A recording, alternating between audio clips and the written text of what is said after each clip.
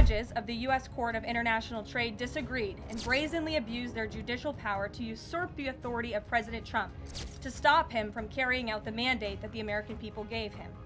These judges failed to acknowledge that the President of the United States has core foreign affairs powers and authority given to him by Congress to protect the United States economy and national security.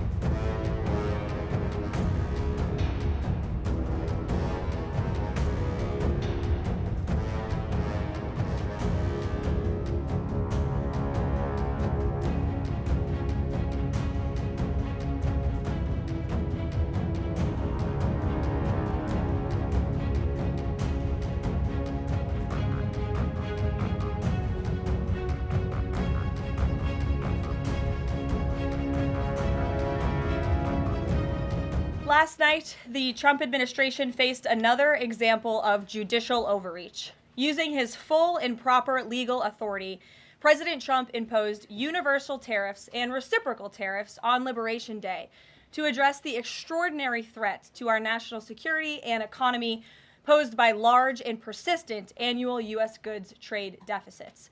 The United States has run a trade deficit of goods every year since 1975. In 2024, our trade deficit in goods exceeded $1 trillion.